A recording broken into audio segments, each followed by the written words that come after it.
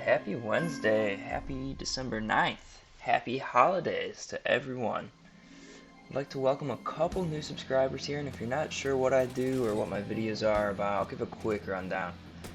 Each Wednesday I do a weekly recap, which ends up just being clips I pull from games I've played, and then I aggregate and talk about major highlights typically that have happened in Apex within the last week. So that's what I'll be doing today. Then on Fridays, I put out a gameplay video, and this is usually just a game that I liked or had fun with, and that is 100% more chill and relaxed, less structured, and you guys can all see how bad I am instead of me just cherry picking the good clips. But today we've got a couple different topics that I'm going to tackle here, and if you guys have feedback or want to have a conversation about the things I'm talking about, be sure to comment below, or you can even follow me on Twitter at Hieronyman. I'm going to be talking about the things like return of the HOLO-DAY Bash Train event, the bungled bundles for the event, and the relationship between devs and players, and of course talking about some lore. Let's jump right on in.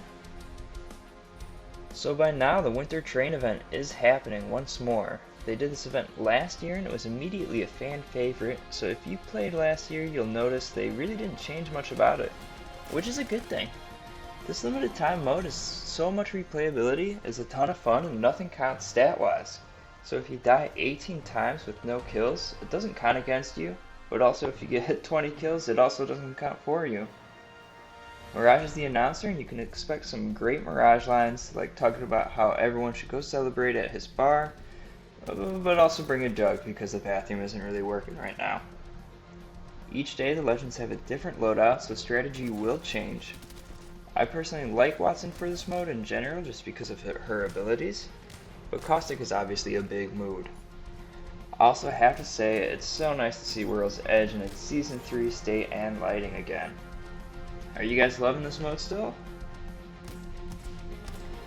Also, with any event we've got an event store, but this store is... okay, I'm gonna say it, it's hot trash. And I know I'm not the first one to talk about this, I won't be the last one to talk about this, so I'll keep this pretty brief, but everything is bundled for pretty much over $20, so you have to spend at least $30 in the store to get a bundle. People have not been happy with the monetization strategy here, and our director of comms Ryan Rigney came on the Reddit and did bring it up as you see here. I love Ryan because he always gives no nonsense answers and he's so good at his job.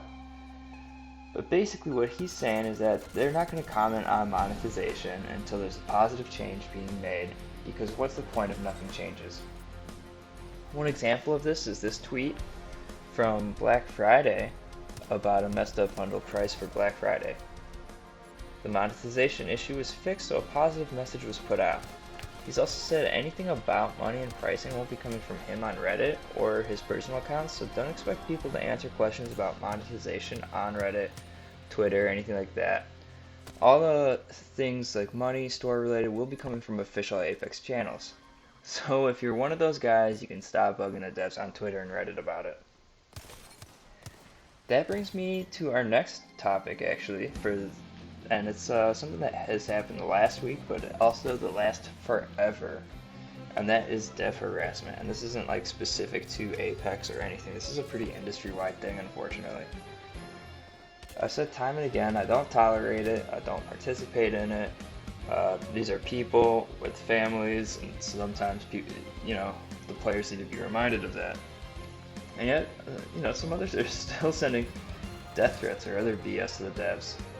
Our fearless liaison, Ryan Rigney, again, also talked about this on Reddit, and I'll throw up some of the responses here, but basically what he says is that it has become an endless cycle, but they're hoping to try to break that cycle and stalemate, as he puts it here, with AMAs on Reddit, some regular messaging, and supporting other devs who basically volunteer their time answering stuff on Reddit. But because devs constantly get harassed on socials, it's understandable why some don't want to volunteer their time interacting with player bases. The best thing we can do is not flame the devs, not yell at them, understand their roles, and if there's some criticism, be fair on it. Be understanding and know that these are human beings, give everyone the benefit of the doubt. Now for some fun stuff, the lore. Last week's comic, if you haven't read it, go to the Apex Lore subreddit and check it out. There should be a pinned message with it included. What was the main takeaway? Check out this tweet from Tom Casella, one of the writers for it. Just kidding. That obviously wasn't it. But basically a rundown is that Nick is saved by Gibby, and Gibraltar is kind of the main man here. What's really cool about this comic actually is that we get a canon explanation for Gibby's Millennium Tuscan, which is super fun. As you may know, all legendary skins aren't canon until they're made canon, so it's cool to see this one come into play, and I was really happy to see it. I also like this because you really get to see Gibraltar shine, and you see him in this element a bit. Quick reactions, saving people, that's kind of his whole thing, and it's cool to see. Next piece of lore, which has kind of been teased for months now, is that Apex is coming out with a comic graphic novel called Pathfinder's Quest, which you can now pre-order on Amazon. I believe it's coming out in mid-February, and it's going to be chock full of new information. Although our main character is Pathfinder for this book, this is going to be about all the legends and how this disjointed family works together, as Path is looking to find his creator. I really like this multimedia approach to addressing and putting out lore so that they can tell stories they want to tell when they want to tell it, instead of just waiting for the game to move on for them season to season. Well, that's all for this week. Look out for my video on Friday, and thanks to all the new subscribers for helping me make this channel great, and all my old subscribers as well. Peace out everyone, and have a great Wednesday.